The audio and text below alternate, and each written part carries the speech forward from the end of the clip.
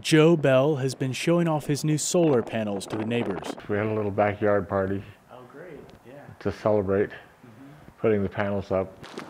I love it. But for the first time, he climbed on his roof and saw the panels with his own eyes. Well, these panels here may not be very pretty, but to Joe Bell, they're beautiful. The most notable thing on it is For him, they mean getting around $50 a month from El Paso Electric.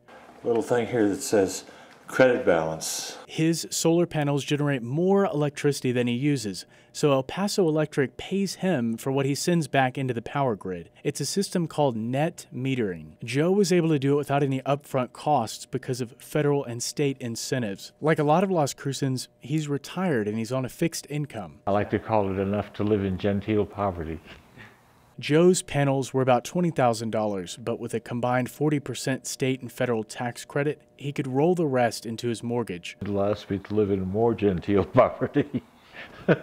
His electric meter today rolls backwards, but it's a step forward in the way these units are financed. Now there's an incentive to increase their performance. Kerry Lane owns Energy Concepts, one of the local companies that installs the systems. He went to NMSU to study solar technology almost before you could study it. So I actually went to school to do solar, and so I was looking for all the classes we could, and I was kind of pushing the envelope on that as far as looking for solar classes and helping the instructors with it. And you heard right, he helped his instructors. It was the late 1980s and NMSU was just getting started with solar.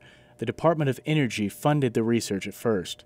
And so we got to test all the new products, which was really cool, and see which worked and what didn't. When it didn't, they could tell the people that made them. And do this better. The panels eventually became more reliable and cheaper, while the technology really didn't change that much. The challenges are the same as they have been for a long time. There's been a lot of education for everybody, all of us, have had to learn as we go. It didn't fit into the system because the electrical inspectors didn't know what it was.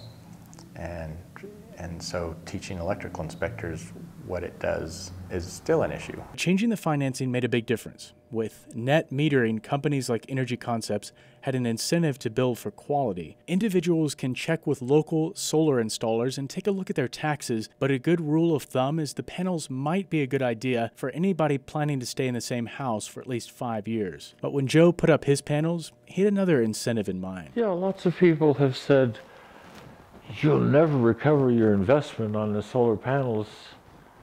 And my answer to that is, so what? Every day I'm making electricity with no carbon footprint, and that makes me happy. Sloan Patton, KRWG News.